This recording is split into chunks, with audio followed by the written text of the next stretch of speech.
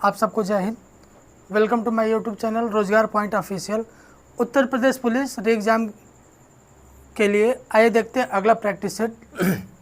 पहला क्वेश्चन है, पहला क्वेश्चन किसी वर्ग के एक विकर्ण की लंबाई 15√2 है, यानी 15√2 है, तो इसका क्षेत्रफल ज्ञात कीजिए।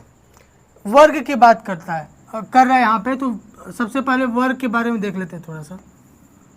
वर्ग के प्रत्येक भुजा की क्या होती है, बराबर होती है, और प्रत्येक कोण 90 डिग्री होता है। यहाँ पे ये विकर्ण होती है जिसका मान, विकर्ण का मान a√2 होता है, a√2। वर्ग का क्षेत्रफल 2 होता है, क्या, पहला a² होता है, दूसरा होता है विकर्ण का स्क्वायर बाई 2, विकर्ण का स्क्वायर बाई 2।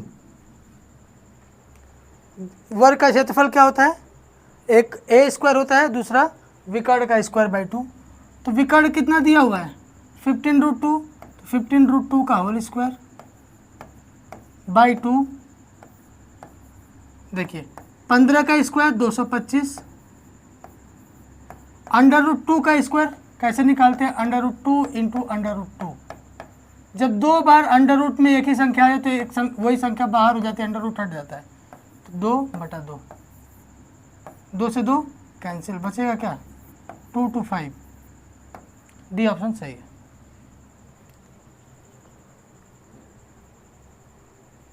अगला क्वेश्चन देखते हैं।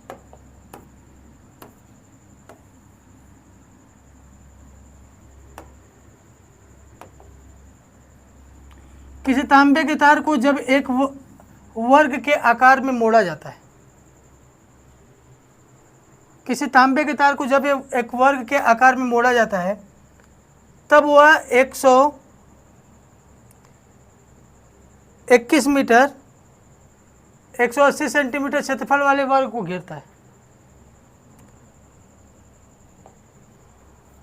यदि उसी तार को एक वृत्त के आकार में जोड़ा जाए तो तार द्वारा घेरे गए क्षेत्र का क्षेत्रफल ज्ञात कीजिए। सबसे पहले देखते हैं, तांबे के तार को जब एक वर्ग के आकार में मोड़ा जाता है, तो तांबे का तार है, वर्ग के आकार में मोड़ा जाता है। वर्ग मतलब प्रत्येक भुजा समान होती है। मान लीजिए ए है, तो वह 121 सेंटीमीटर स्क्वायर का क्षेत्रफल घेरता है, यानी कि इसका जो क्षेत्रफल है वो कितना दिया हुआ है, 121। तो हम जानते हैं वर्ग का क्षेत्रफल क्या होता है, साइड का स्क्वायर यानी भुजा का स्क्वायर, भुजा का स्क्वायर यानी 121 दिया हुआ है, तो ए की वैल्यू, ये 11 का स्क्वायर है, ए की वैल्यू 11 होगी, यानी प्रत्येक भुजा कितनी हो गई, 11। प्रत्येक भुजा कितनी हो गई, 11।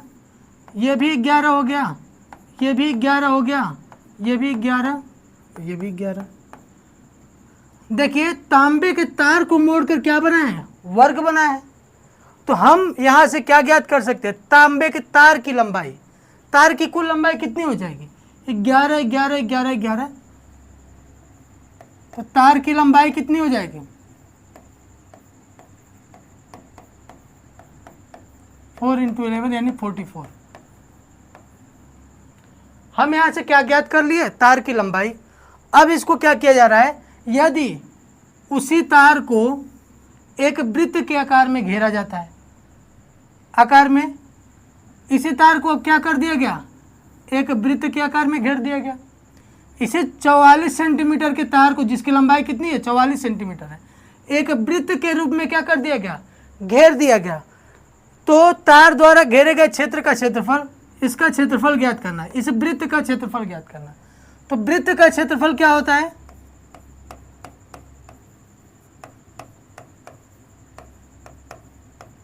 πr²। वृत्त का क्षेत्रफल πr² होता है। जब तक हमको r की वैल्यू नहीं पता चलेगी तब तक हम क्षेत्रफल नहीं निकाल सकते। तो हमको मालूम क्या है कि इस तार की लंबाई, जो तार मोड़े उसकी लंबाई कितनी है, 44 है। हालांकि ये तार वृत्त के रूप में हो गया, तो जो तार की लंबाई होगी वो वृत्त की परिधि ही तो है। ध्यान से सुनिए, जो तार की लंबाई है वो वृत्त की क्या है, परिधि है। तो वृत्त की परिधि क्या होती है, 2 पाई आर, जिसकी वैल्यू किसकी बराबर होगी, तार की लंबाई के बराबर होगी। यही वृत्त की परिधि होती है, यही तार की लंबाई है। तो 2 इंटू 22 बटे पाई की value 22/7 into R is equal to 44, 22 दूना 44, तो आर की वैल्यू 7, 7 इधर चला जाएगा। तो यहाँ पे क्षेत्रफल हम काउंट कर सकते हैं, पाई की वैल्यू 22/7, इसका ये 7 स्क्वायर, 7 से 7 cancel, 154 centimetre square. A answer होगा। जो जिस क्रम में दिया उसी क्रम में सॉल्व करते जाएंगे, आसानी से आंसर आ जाएगा। एक्चुअली क्या है, ये आपको एडिशनल इन्फॉर्मेशन भी देना होता है कि इसका क्षेत्रफल क्या होता है, इसका परिमाप क्या होता है, परिधि क्या होती है। इसके बाद इसी वजह से आपको इतना लंबा दिख रहा, अदरवाइज 2 लाइन इधर 2 लाइन इधर, 4 लाइन का, 3 से 4 लाइन का क्वेश्चन है ये। अगला क्वेश्चन देखते हैं।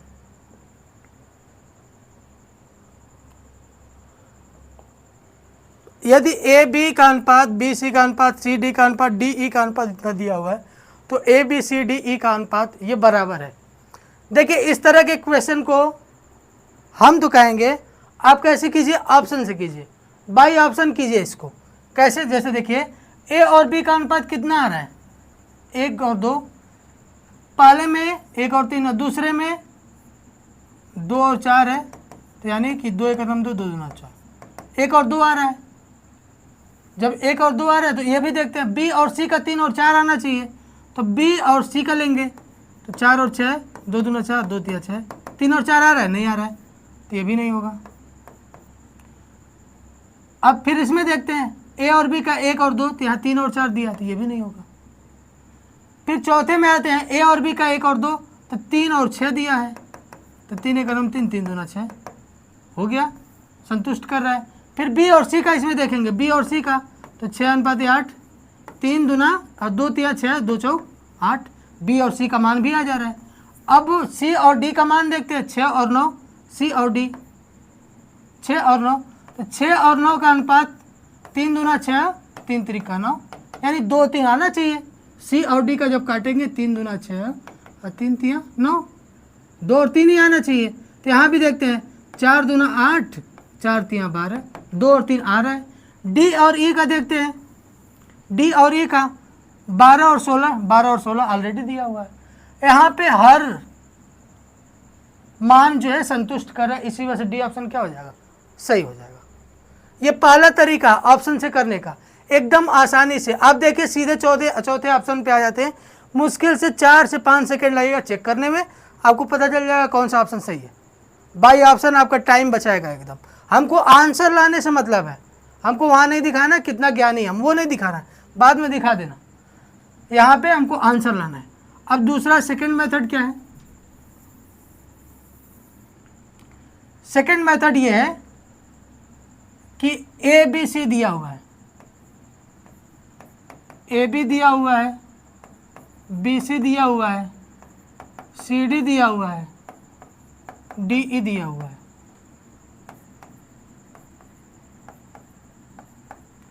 ए B 1:2, B C 3:4, C D 6:9, D E 12:16, 12:16 दिया हुआ। इसको ऐसे लिख लेंगे। अब क्या है कि A B C D E का अनुपात निकालना है, तो एक बार इन सबको मल्टीप्लाई कर दें। A B C D E का निकालना है, एक बार इन सबको मल्टीप्लाई करो, 1 3 6 और 12 को, तो 1 का हो जाएगा, 1 3 6 और 12। अब बी का निकालना है, बी का निकालना है तो 2 से आओ, 2 3 6 12,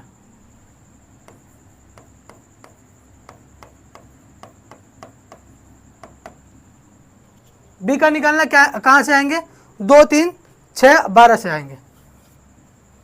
और उसके बाद सी का निकालना है, यहाँ से फिर यहाँ ऐसे तिरछा हो, 2 4 6 12। ए का निकालना तो सीधे आए, बी का निकालना है तो 2 से आएंगे 3, उसके बाद तिरछा, फिर 2 सी का निकालना है 2 से 4 6 अब 12।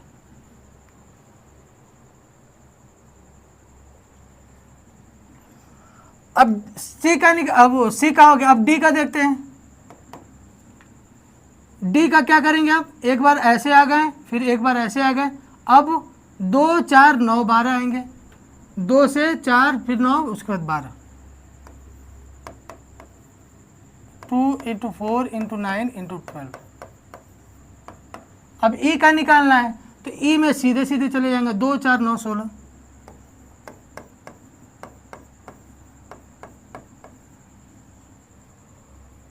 देखिए सब में जो है 12 और 6, 12 6 72 कॉमन है, 12 6 72, 12 6 72 इसमें भी कॉमन है, 12 6 72 इसमें भी कॉमन है, 9 चौक 36 दूना 72 इसमें भी कॉमन है, 9 चौक 36 दूना 72 इसमें भी कॉमन है। बचा क्या, 3 6 8 12 16। सबसे पहले ए का निकालना है तो सीधे सीधे आ जाएंगे, 1 3 6 12, यहाँ पे ये 1 3 6 12 इस पे आ जाएंगे।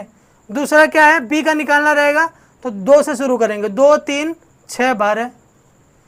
सी का करना है तो सी का 2 4 6 12। देखिए जैसे ए का था तो ए से शुरुआत करेंगे, देखिए ए अनुपात बी है ना, तो ए से शुरुआत करेंगे, 1 से शुरू करेंगे, सीधे सीधे आ जाएंगे। बी का शुरू लिखना है तो बी से आएंगे, तो बी का कहाँ से शुरू है, 2 से, तो 2 3 6 12। सी का शुरू करना है तो हम लोग कहाँ से आएंगे, यहाँ से शुरू करेंगे, लेकिन बी के बाद सी आना चाहिए, तो 2 4 6 12। उसके बाद अब क्या है, डी का लिखना है तो 2 4 6 2 4 9, क्योंकि डी तक आना है, उसके बाद 12। ई का लिखना है तो 2 4 9 16 आंसर है। ये दूसरा तरीका है, तो हम तो कहेंगे आप ऑप्शन से कर लीजिएगा, उससे अच्छा कुछ भी नहीं होगा। आइए देखते हैं अगला क्वेश्चन। किसी खिलौने के अंकित मूल्य पर 10% का बट्टा देने से एक दुकानदार को 20% का लाभ होता है। यदि उसने 20% का बट्टा दिया होता तो उसका लाभ प्रतिशत कितना होगा।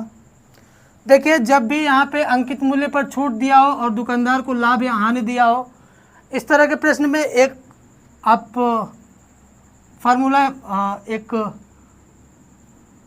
याद कर लीजिए, एक फार्मूला, क्रय मूल्य और अंकित मूल्य का जो अनुपात होता है, अंकित मूल्य का जो अनुपात होता है 100 माइनस छूट, छूट मतलब बट्टा, यह अनुपात होगा किसका, 100 प्लस माइनस लाभ या हानि।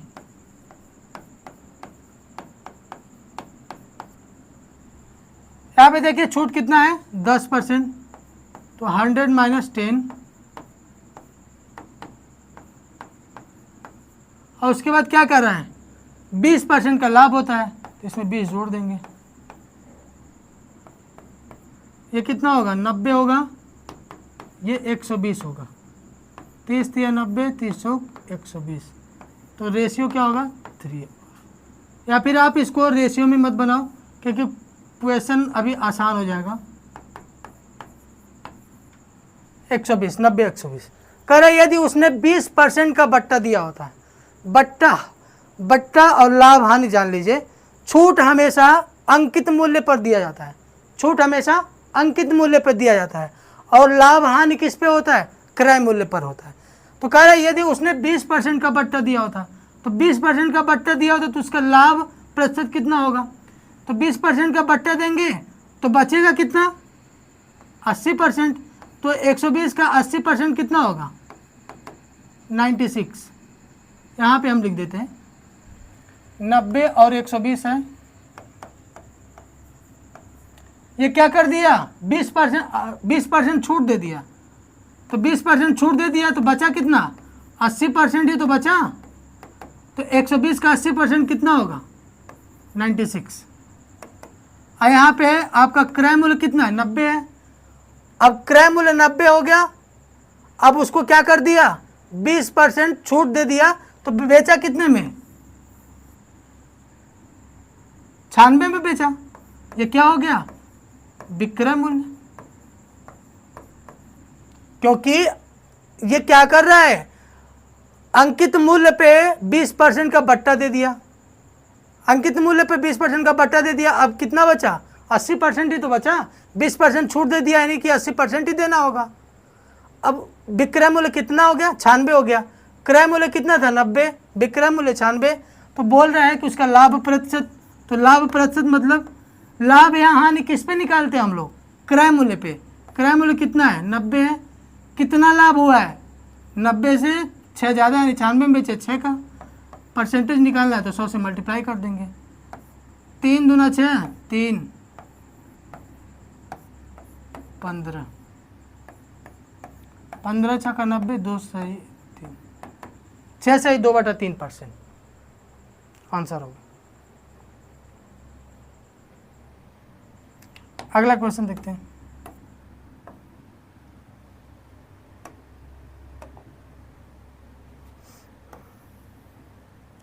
दिया है किसी सप्ताह के प्रथम 4 दिनों का औसत तापमान 37 डिग्री है। 4 दिन का औसत तापमान कितना है, 37 डिग्री है, तथा अंतिम 4 दिनों का औसत तापमान 41 डिग्री है। यदि पूरे सप्ताह का औसत तापमान 39 डिग्री है, तो चौथे दिन का तापमान, देखिए क्या करेंगे, 4 दिन का औसत तापमान कितना दिया हुआ है, 37 डिग्री। तो 4 दिन का कुल तापमान निकालने के लिए 4 से 37 में क्या कर देंगे, मल्टीप्लाई कर देंगे, प्लस 4 दिन का अंतिम 4 का 41 दिया हुआ है, तो चारों दिन के तापमान का योग कितना होगा, 4 में 41 का मल्टीप्लाई कर देंगे। इन दोनों में देखिए कितना कॉमन है, 4 कॉमन है, तो बचा क्या, 37 प्लस 41, यानी 4 × 78 कितना हुआ, 4 और 32 का 2, 4 से 28, 3 31, 312 हुआ। अब कह रहा है यदि पूरे सप्ताह का औसत तापमान 39 डिग्री है, सप्ताह मतलब 7 दिन, यदि 7 दिन का तापमान 39 डिग्री है, तो हम लोग ये क्या निकाले, टोटल 8 दिन का तापमान कितना हुआ है, 312 डिग्री, और 7 दिन का तापमान औसत तापमान 39 डिग्री है। तो 7 दिन का तापमान कैसे निकालेंगे, 39 में 7 को गुणा कर देंगे, 7 9 63 का 3, 7 21 से 27। 8 दिन का तापमान कितना हुआ, 8 डेज का 312, और 7 डेज का 273। तो इसको जब घटा देंगे तो लास्ट का जो चौथा दिन है, चौथे दिन का यानी एक दिन का तापमान जो चौथा दिन है उसका आ जाएगा 12 में से 3 गया 9, यहाँ पे क्या बचा 10, 10 में से 7 गया 3, 39 डिग्री सेल्सियस आंसर होगा। इन 8 दिन के तापमान में से 7 दिन के तापमान को घटा देंगे, क्या आ जाएगा, चौथे दिन का तापमान आ जाएगा। अगला क्वेश्चन देखते हैं।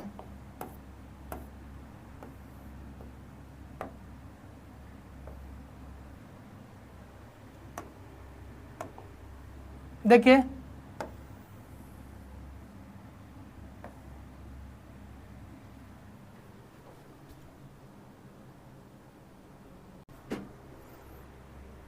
आइए देखते हैं अगला क्वेश्चन। दिया क्या इसमें, 5 संख्याओं का औसत 7 है, 3 संख्याएं सम्मिलित करने पर 8 संख्याओं का औसत 8.5 हो जाता है, तो 3 नई संख्याओं का औसत होगा। इसमें भी एलिगेशन मेथड यूज करेंगे। कैसे, 5 संख्याओं का औसत कितना दिया हुआ है 7, 3 नई संख्याओं को सम्मिलित करने पर, तो मान लो 3 नई संख्या सम्मिलित किए, उनका औसत मान लीजिए x है। 3 नई संख्याओं को सम्मिलित करने पर अब 8 का औसत कितना हो जा रहा है, 8.5 हो जा रहा है, 8.5 हो जा रहा है। तो 3 नई संख्याओं का औसत होगा, यानी x का मान निकालना है। तो जो बीच वाली संख्या होती है इन दोनों में से एक से छोटी होती है और दूसरे से क्या होती है, बड़ी होती है। ये 100% है। एलिगेशन मेथड में जब भी हम सॉल्व करेंगे तो बीच वाली जो संख्या होती है इन दोनों में से एक से छोटी और होती है और दूसरे से बड़ी होती है। यहाँ पे देखिए 8.5 7 से छोटी है तो निश्चित तौर पे x से क्या होगी, बड़ी होगी। तो यहाँ पे क्या होगा, 8.5 में से x क्या कर देंगे, घटा देंगे। यहाँ पे देखिए यहाँ पे 8.5 7 से क्या है, छोटी है, तो निश्चित तौर पे 7 से छोटी नहीं 7 से बड़ी है।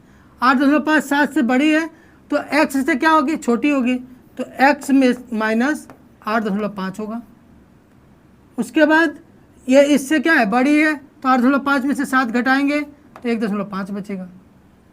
अब देखिए नीचे के दोनों का अनुपात x माइनस 8.5 बटा 1.5, इसका अनुपात इन दोनों के अनुपात के बराबर होता है 5/3।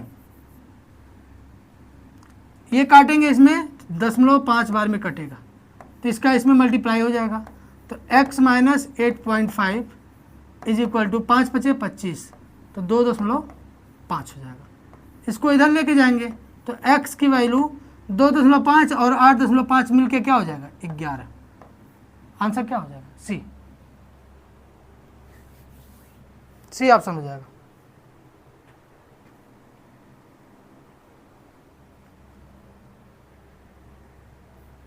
अगला क्वेश्चन देखते हैं।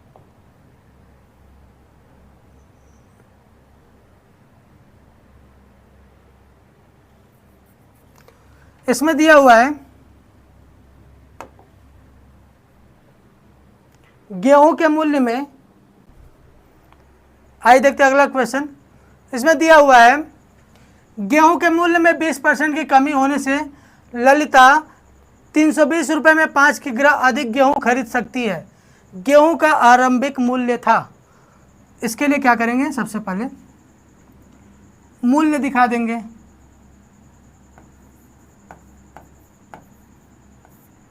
खपत दिखा देंगे और उसके बाद खर्च दिखा देंगे। पहले क्या था और वर्तमान में क्या है।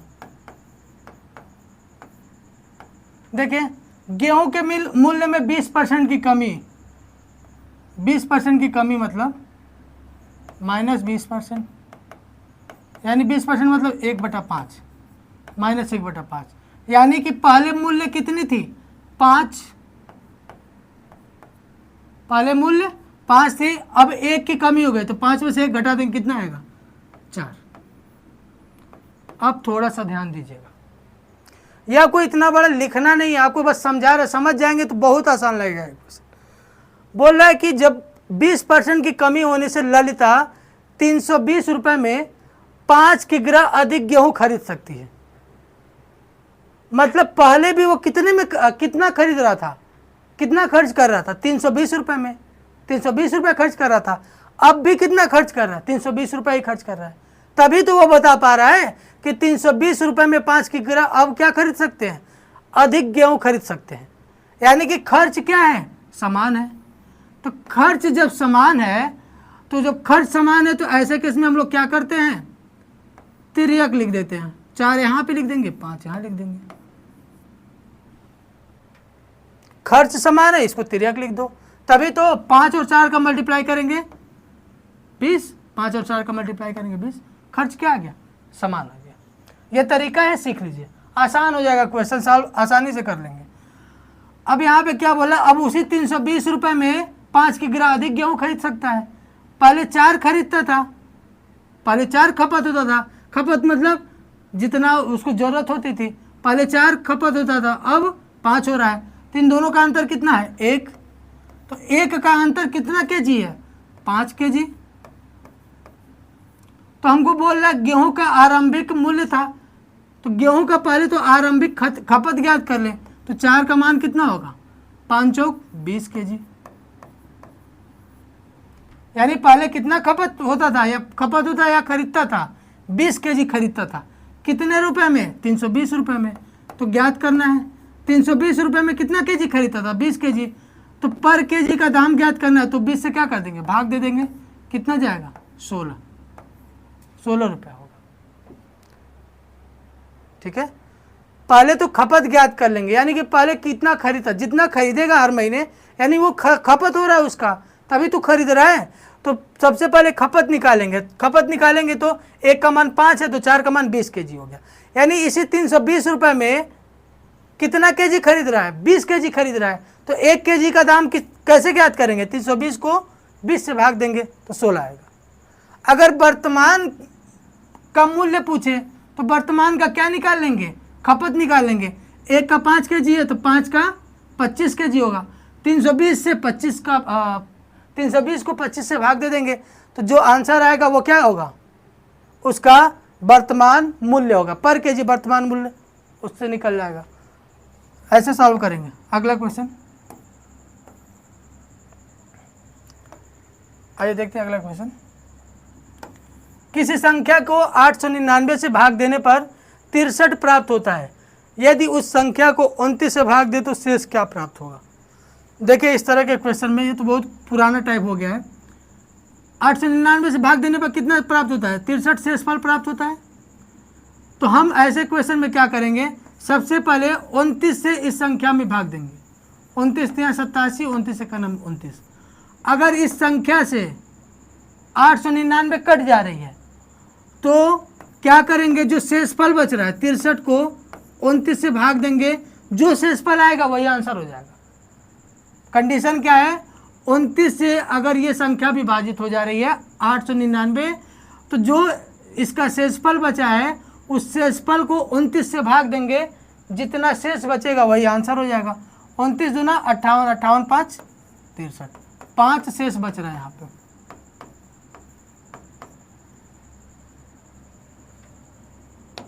अगला क्वेश्चन,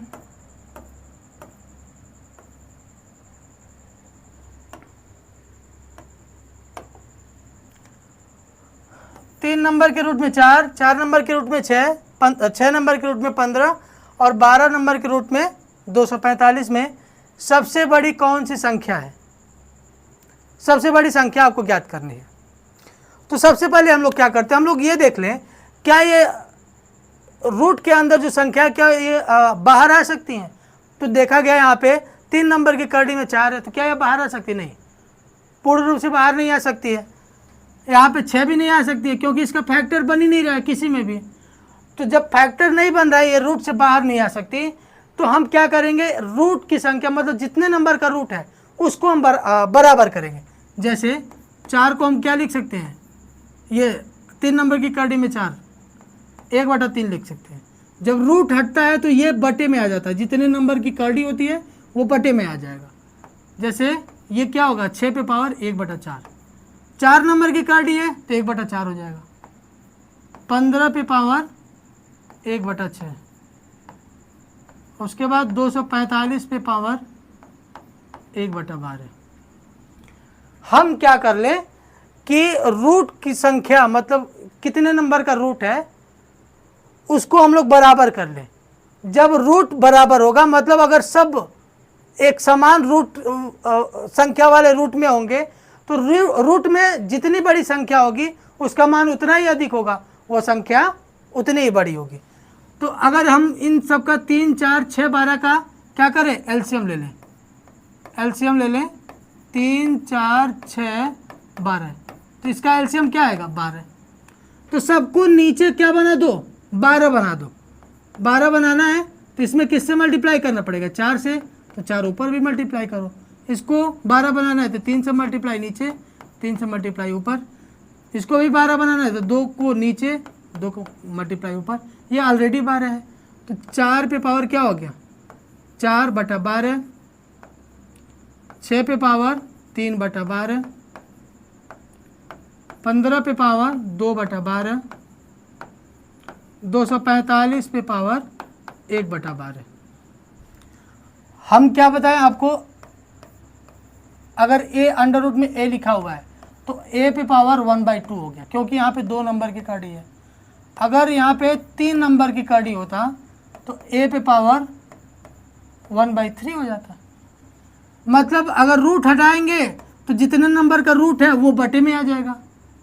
तो उल्टा भी तो लिख सकते हैं, a पे पावर 1/4 है, इसका मतलब ये है कि a जो है 4 नंबर की रूट में है। तो वही यहाँ भी करना है, सब क्या होंगे 12 नंबर के रूट में 4 पे पावर 4, 4 पे पावर 4 होगा। यहाँ पे 12 नंबर के रूट पे 6 पे पावर 3 होगा। 15 नंबर के 12 नंबर के रूट पे 15 पे पावर 2 होगा। 12 नंबर के रूट पे 245 होगा। 245 पे पावर 1 होगा। 4 के पावर 4, 4 चौक 16, चौक 64, चौक 256। ये कितना हो गया 12 नंबर के रूट में 256, और उसके बाद ये कितना होगा 216। 36 का क्यूब 216, 12 नंबर के रूट में 216, ये 12 नंबर के रूट में 225, 12 नंबर के रूट में 245। देखिए रूट कितने नंबर का रूट है, 12 नंबर का रूट। तो जो संख्या अंदर होगी जितनी बड़ी होगी उसका मान उतना ही अधिक होगा। तो सबसे बड़ी संख्या कौन सी है 256 है। तो 256 किसका मान है 3 नंबर की कड़ी में 4। तो आंसर क्या हो जाएगा, ये आपको लिखने की जरूरत तभी पड़ी, आप जब इसको समझ गए ना, बस आपको एक लाइन यही सॉल्व करना है। एक लाइन लिखेंगे आप और उसके बाद दूसरा लाइन ये होगा, 2 लाइन में आपका आंसर आ जाएगा। ये आपको समझाने के लिए इतना डिटेल बताना पड़ा है। कई लोग ऐसे हैं, हो सकता है पहली बार कर रहे हो, पढ़ रहे हो, इसी वजह से।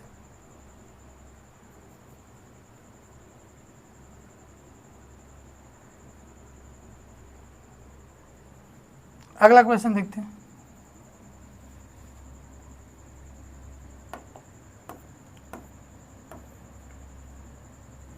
देखिए यदि x का 8% y के 4% के समान है, यानी x का 8% y के 4% के समान है, 8 को इधर लेके जाओ तो x is equal to y into 4% बटा 8%, 4 दूना 8, यानी y/2। अब क्या पूछ रहा है x का 20%, तो x का 20%, 20% का इधर भी मल्टीप्लाई कर देंगे, अब 20% का उधर भी मल्टीप्लाई कर देंगे, y/2 इंटू 20%, तो 2.20, तो y का 10% बच रहा है, y का 10%, आंसर हो जाएगा। अगला क्वेश्चन देखते हैं।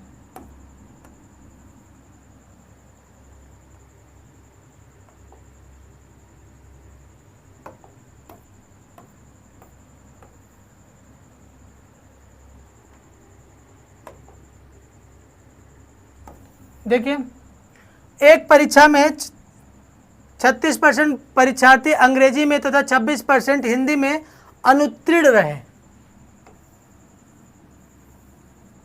यदि 10% परीक्षार्थी दोनों विषयों में अनुत्तीर्ण रहे तो कितने प्रतिशत परीक्षार्थी उत्तीर्ण रहे। तो यहाँ पे 2 गोला बनाएंगे। 36% परीक्षार्थी अंग्रेजी में, तो इस तरह के क्वेश्चन में हम लोग क्या करेंगे, सबसे पहले देखेंगे दोनों में कितने परसेंट विद्यार्थी अनुत्तीर्ण रहे, 10%। तो हम लोग क्या करेंगे, इंग्लिश में कितने 36%, इधर इंग्लिश हो गया, इधर हिंदी हो गया, 36% है, तो 36 में से ये 10 घटा देंगे, कितना आएगा 26%। फिर हिंदी के लिए कितने 26% हिंदी में अनुत्तीर्ण हुए, तो 26 में से 10 घटाएंगे, कितना आएगा 16%। ये संख्या ऐसी है जो अनुत्तीर्ण हुए हैं उनकी संख्या, टोटल संख्या। तो 26 से 32 10 42 10, 26 से 32 10 42 10 52, 52% ऐसे हैं जो अनुत्तीर्ण हुए हैं। अनुत्तीर्ण मतलब फेल हुए हैं। तो टोटल बच्चे कितने हैं 100% है, तो उत्तीर्ण कितने होंगे 100 में से 100% में से 52% घटा देंगे, बचा कितना 48%। सी आंसर होगा। अगला देखते हैं।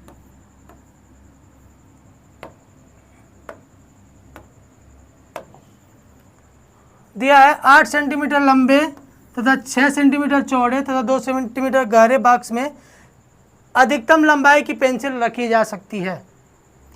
देखिए, एक होता है घनाभ,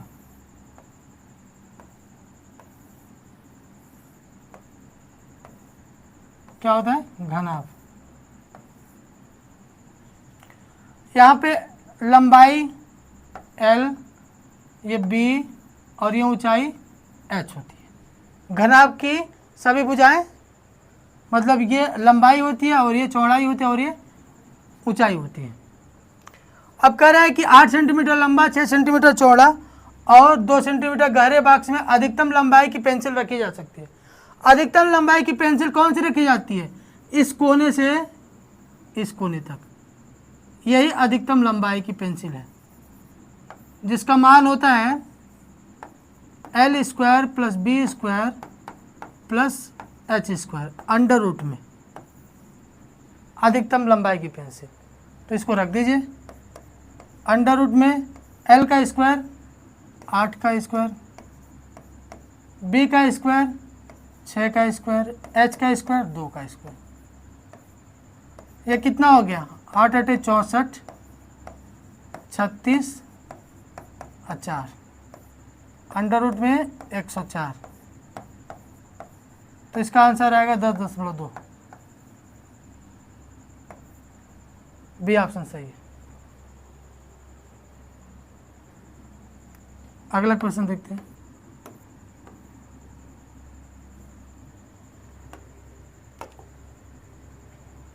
एक वर्ग की प्रत्येक भुजा में 50% वृद्धि किए जाने पर इसके क्षेत्रफल में कितने प्रतिशत की वृद्धि होगी? एक वर्ग की प्रत्येक भुजा में 50% वृद्धि किया जाने पर इसके क्षेत्रफल में कितने % की वृद्धि होगी? तो वर्ग है, वर्ग के क्षेत्रफल में, तो इसका फार्मूला होता है 2a + a² / 100।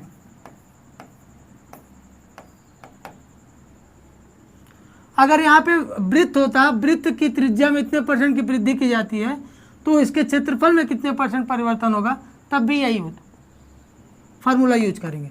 तो 2a मतलब 50 + 50 का स्क्वायर बटे 100, 50 दूना 100 + 2500 बटा 100।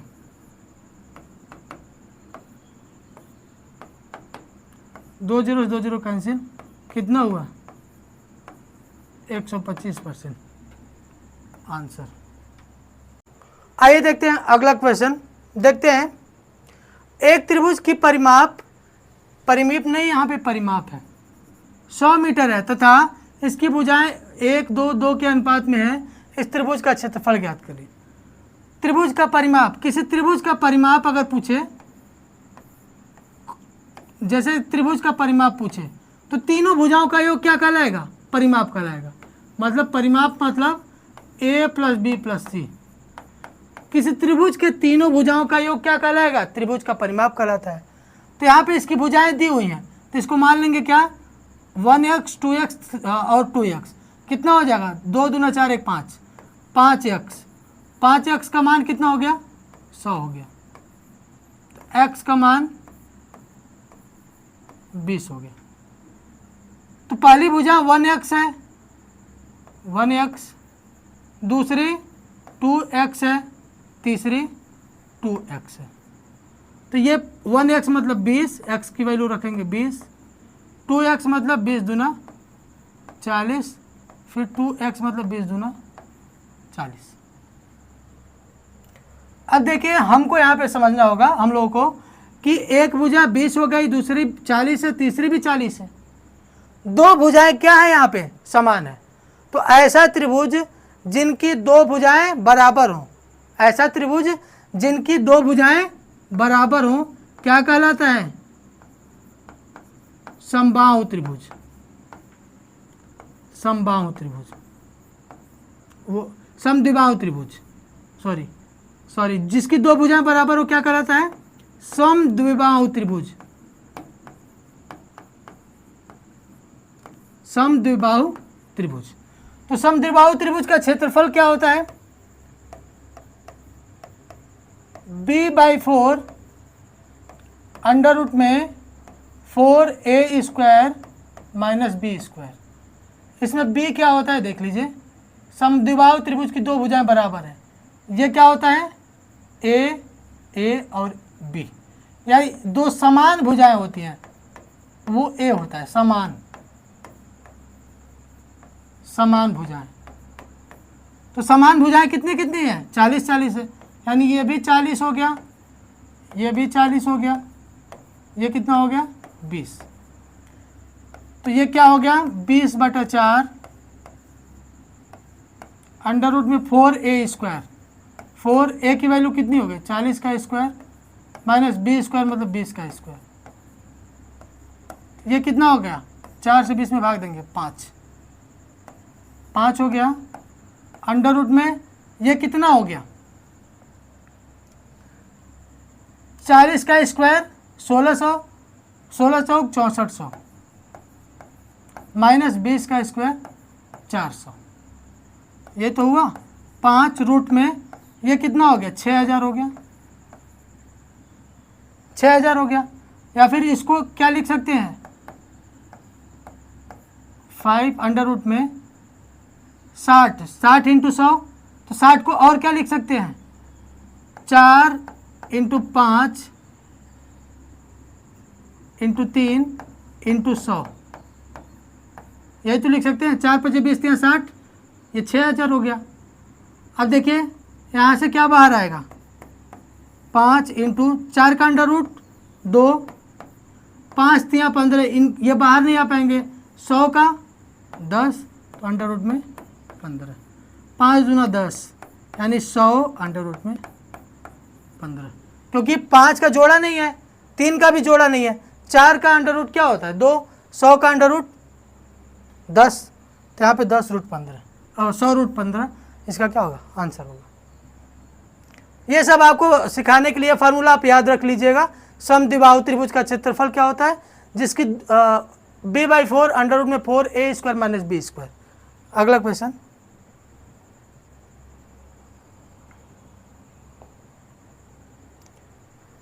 दिया है एक समांतर चतुर्भुज।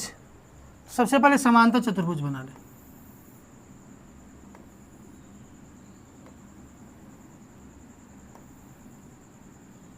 एक समांतर चतुर्भुज का एक विकर्ण 70 सेंटीमीटर लंबा है तथा दोनों विपरीत शीर्षों से विकर्ण पर डाले गए प्रत्येक लंब की लंबाई 27 सेंटीमीटर है।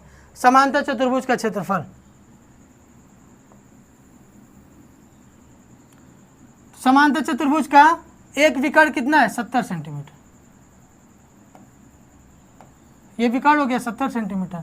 अब बोला है यहाँ से एक लंब डाला गया, यहाँ से एक लंब, दूसरा यहाँ से लंब डाला गया। प्रत्येक लंब जो है, प्रत्येक लंब 27 सेंटीमीटर है। तो समांतर चतुर्भुज का क्षेत्रफल,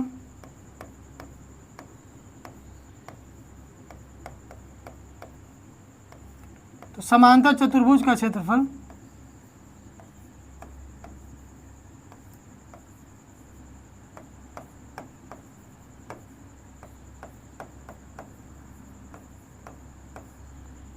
इज इक्वल टू क्या होता है? समांतर विकर्ण इंटू डाले गए शीर्षलंब, डाले गए शीर्षलंब। तो विकर्ण कितना है इसका? विकर्ण 70 है। शीर्षलंब कितना है? 27 है। कितना हो गया? 1890 वर्ग सेंटीमीटर। ये आंसर हो गया। यहाँ शीर्षलंब ये भी 27 ही है, दोनों समान दिया हुआ है। डाले गए प्रत्येक लंब की लंबाई 27 सेंटीमीटर। अगला क्वेश्चन देखते हैं।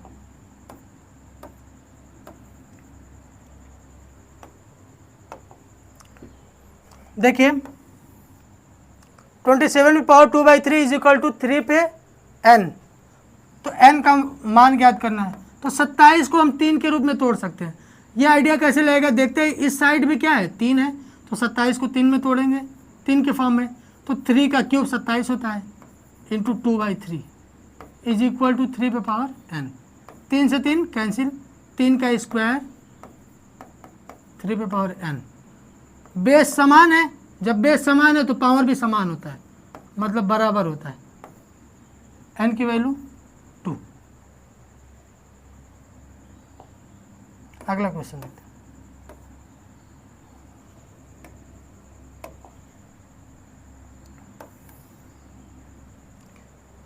यदि इतने बटे इतना is equal to a plus B root 3, तो a और b का मान ज्ञात करना। इसका कोई चारा नहीं, इसका परमेयीकरण करना पड़ेगा। 5 + 2 √3 अपॉन 7 + 4 √3। परमेयीकरण कैसे करेंगे? जो नीचे वाला अगर ये प्लस दिया है तो माइनस लिख देंगे, ऊपर नीचे दोनों का 7 - 4 √3 और नीचे भी 7 - 4 √3, तभी तो दोनों कैंसिल हो जाएगा, कोई प्रभाव नहीं पड़ेगा इस पर। अब क्या करेंगे? मल्टीप्लाई करेंगे। देखिए 5 से एक बार इसमें मल्टीप्लाई करेंगे तो 5 × 7 = 35 माइनस फिर 5 से इसमें मल्टीप्लाई करेंगे -5 × 20 √3, फिर किससे 2 √3 से मल्टीप्लाई करेंगे प्लस 7 दूना 14 √3 माइनस 4 दूना 8, 1 √3 यहाँ 1 √3 यहाँ, तो रूट हट जाएगा। 4 दूना 8 × 24। जैसे √3 इंटू √3 का मल्टीप्लाई करते हैं ना, तो ये दोनों रूट हट जाएगा और ये संख्या 3 आएगी। ये हो गया। अपान में नीचे क्या हो जाएगा? ये a + b है और ये a - b है। इन दोनों का फार्मूला क्या होता है? a + b a - b, a² - b²। तो a की वैल्यू क्या है? 7, 7 का स्क्वायर माइनस 4 √3 का होल स्क्वायर, 7 का स्क्वायर 49, इसका 4 × 16 = 48, इसका मान कितना हो गया? 1। तो नीचे क्या हो गया? 1 हो गया। अब देखिए 35 - 24 कितना हो गया? 11। यहाँ पे -20 √3, यहाँ पे 14 √3 है, तो -6 √3। तो a + b √3 से तुलना करेंगे तो a की वैल्यू कितनी हो जाएगी? 11 हो जाएगी। b की वैल्यू कितनी हो जाएगी? यहाँ पे प्लस है तो इसको भी प्लस बनाएंगे, तो क्या लिख देंगे? 11 + -6 √3, तो b की वैल्यू कितनी हो जाएगी? -6। a की वैल्यू 11, b की वैल्यू -6। यही आंसर हो जाएगा। अगला क्वेश्चन देखते हैं।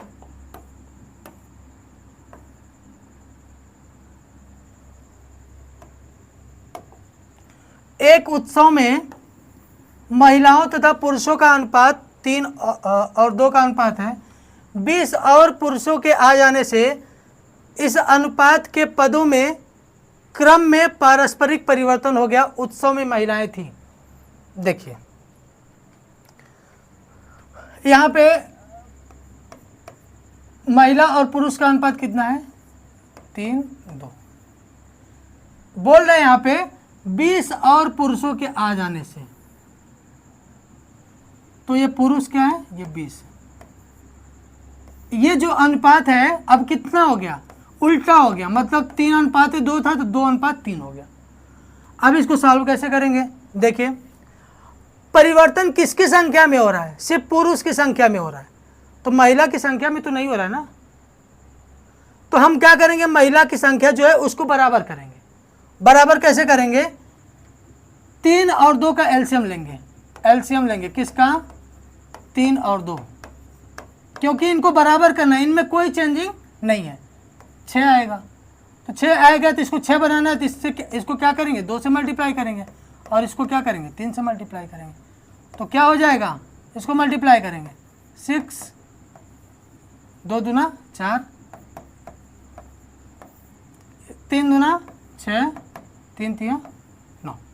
अब देखो दोनों क्या हो गए, बराबर हो गए, दोनों क्या हो गए, बराबर हो गए। अब देखिए 4 था, उसमें 20 जोड़े कितना हो गया, 9 हो गया। यानी कि 4 में 20 जोड़े कितना हो गया, 9 हो गया, यानी 5। 9 में से 4 गया, क्या बचेगा, 5। 5 की वैल्यू कितनी आ गई, 20।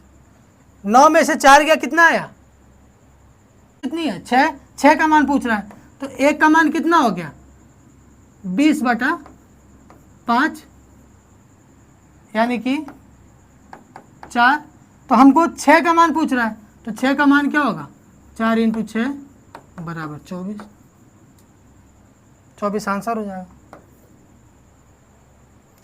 ये इन दोनों के बीच का अंतर कितना है, 20 ही तो है, क्योंकि 4 में 20 जोड़ रहे तो कितना आ रहा है, 9 आ रहा है।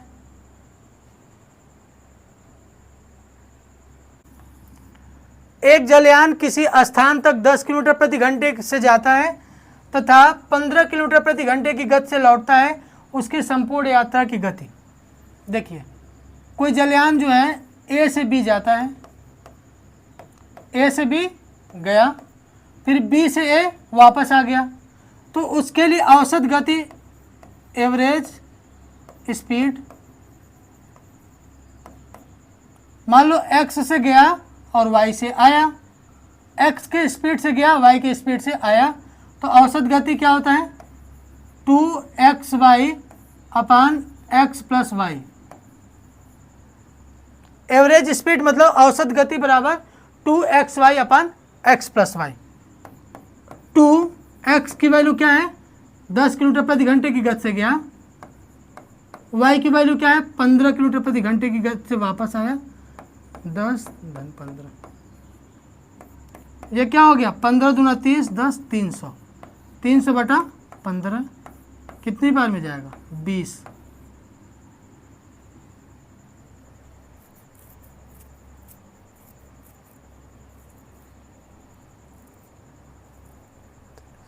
तीन 300/25 होगा, सॉरी ये कितना होगा, 300/25, तो 25 और 6 का 150, 25 × 300, तो 12 क्या हो जाएगा, आंसर हो जाएगा। अगला क्वेश्चन देखते हैं।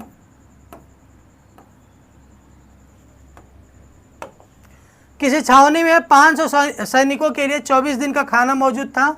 यदि 300 सैनिक और आ जाए तो वह खाना कितने दिन तक चलेगा। तो ये फार्मूला बेस पे है, M1D1 = M2D2।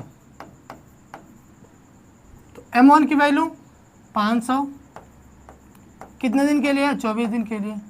M2 की वैल्यू क्या है, 300 सैनिक और आ जाए, तो 500 और 300 800 हो गए।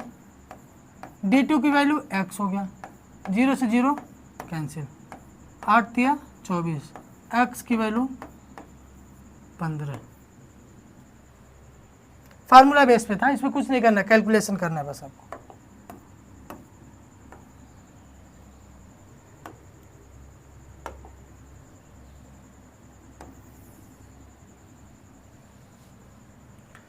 ये क्वेश्चन देखिए, 9 के प्रथम 7 गुणजों का औसत क्या होगा। देखिए क्या होता है, 9 के प्रथम 7 गुणज बोल रहा है, 9 के प्रथम 7 गुणज बोल रहा है ना, तो 7 एक 9 होगा, 18 होगा, 27, 9 चौक 36, 9 पचे 45, 6 का 54, 9 7 63। जब विषम संख्या दिया हुआ, 7 गुणज मतलब विषम संख्या, 7 क्या है, विषम संख्या है, तो उसके बीच वाला नंबर होता है वही क्या होता है, इनका औसत हो जाएगा। जब भी 9 के प्रथम गुणज की बात करें, लगातार गुणज की बात करें, 9 के प्रथम 7 गुणज, तो अगर विषम संख्या में है तो बीच वाली संख्या ही क्या हो जाएगी, औसत हो जाएगी। अगर सम संख्या में है, जैसे 9, 9 दूना 18, 9 तिया 27, 9 चौक 36, 9 पचे 45, 9 छक्का 54, 9 सते 63, 9 आठे 72। अगर ये क्या है, सम संख्या में है, सम संख्या है ना, सम संख्या है, मतलब 8 है। देखिए 2 यहाँ, 2 यहाँ, 2 यहाँ और 2 यहाँ। तो इनका औसत क्या होता है, जो बीच की दो संख्याएं होती हैं, जैसे 3 संख्या इधर हो गई, 3 संख्या इधर हो गई, 1 मिनट, 3 संख्या इधर हो गई और 3 संख्या इधर, 6 इधर हो गई, बचा क्या बीच में 36 और 45। तो 36 और 45 का औसत निकालेंगे तो क्या होगा, ये 81/2 मतलब 40.5, 40.5 होगा। अगर सम संख्या में है तो बीच की जो दो संख्याएं बच रही हैं उनका औसत निकालेंगे तो वो उसका क्या हो जाएगा, औसत हो जाएगा। अगर विषम संख्या है, 9 के प्रथम गुणज की बात कर रहा है, अगर विषम संख्या की बात कर रहा है तो क्या करेंगे, जो बीच की संख्या होगी वही उसका क्या होगा, औसत होगा। चाहे 9 का गुणज क्या है, 7 का गुणज क्या है, 11 का गुणज क्या है, 2 का गुणज क्या है, 3 का गुणज क्या है, कितना भी गुणज क्या है, ठीक है। अगर सम संख्या में है तो क्या होगा, जो बीच की दो संख्या होंगी उनका औसत निकालेंगे, वही क्या होगा, उसका औसत होगा। अगर विषम संख्या में है तो जो बीच की संख्या होगी वही उसका क्या होगा, औसत होगा। तो आंसर क्या हो जाएगा, 36 हो जाएगा। इसी चैनल पे रोजगार पॉइंट ऑफिशियल पे आपका औसत चैप्टर पड़ा हुआ है, आप जाके वहां से देख सकते हैं।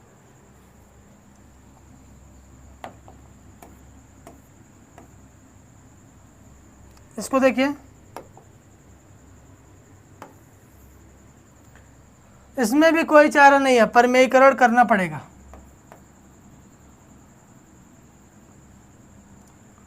देखिए √13 प्लस √11 अपान √13 माइनस √11, इसका परमेयीकरण करना पड़ेगा। तो जब भी आप ऐसा क्वेश्चन आएगा सॉल्व करना होगा तो आप कुछ मत कीजिएगा, आप अंडर में ए अंडर में बी का मान ऐसे करिएगा, √a plus √b upon √a minus √b, ये आसान होगा, टाइम भी बचेगा। अब क्या करेंगे, यहाँ बीच में माइनस हो तो बीच में प्लस का ऊपर नीचे मल्टीप्लाई कर देंगे, इसी को परमेयीकरण कहते हैं।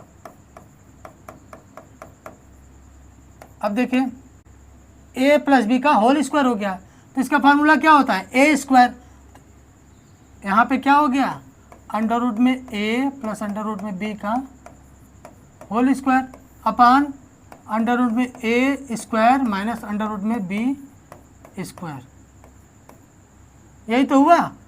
यहाँ पे क्या होगा, a अंडर रूट में a plus under root b, तो ये फार्मूला होता है a स्क्वायर, तो अंडर रूट में a का स्क्वायर क्या होगा, a स्क्वायर होगा प्लस b स्क्वायर, तो अंडर रूट में b का स्क्वायर करेंगे क्या होगा, अंडर रूट में a का स्क्वायर करेंगे तो a होगा, अंडर रूट में b का स्क्वायर करेंगे तो b होगा, प्लस 2ab, तो अंडर रूट में a इंटू अंडर रूट में b अपान ये a square minus b square, यानी a हो जाएगा और ये माइनस b हो जाएगा।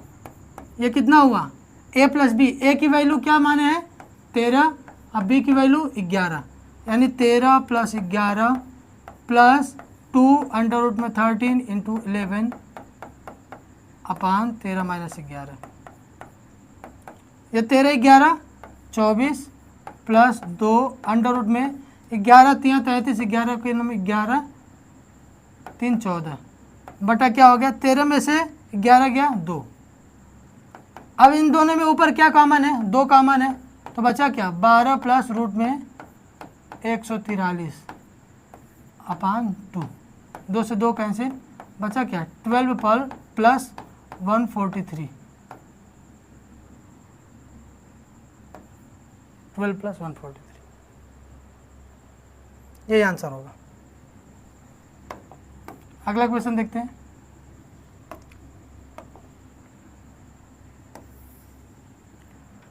सोलह पे पावर 5/4 दिया हुआ है। अब देखिए इसको 2 के फॉर्म में तोड़ो, 2 पे पावर 4 पे पावर 5/4, तो 4 से 4 कैंसिल, 2 पे पावर 5, इसका मान 32 होता है, आंसर ए। 2 पे पावर 4 का मान 16, 2 दूना 4 दूना 8 दूना 16। अगला क्वेश्चन देखते हैं।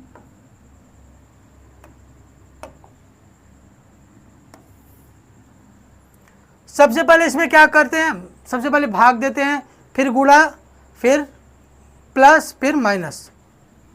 तो जहाँ जहाँ भाग है पहले इस ब्रैकेट में आते हैं।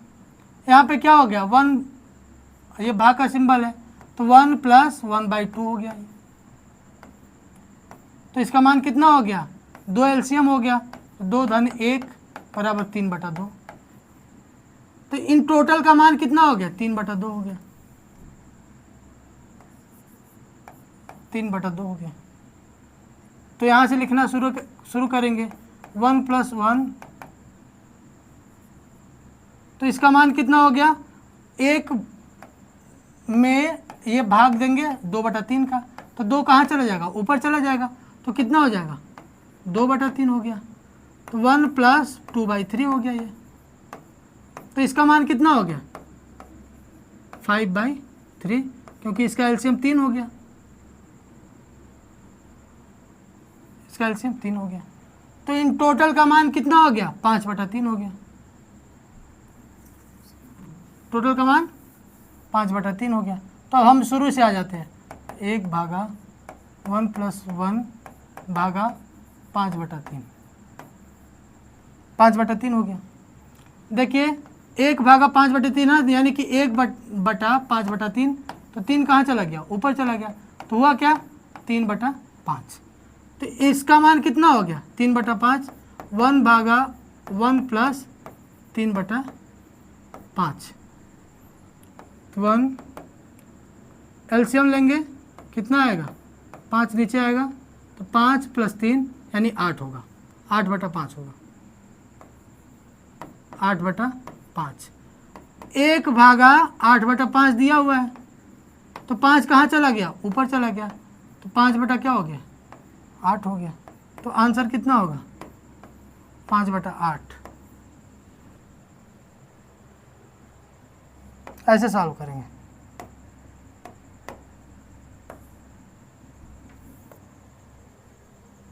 आइए देखते हैं अगला क्वेश्चन।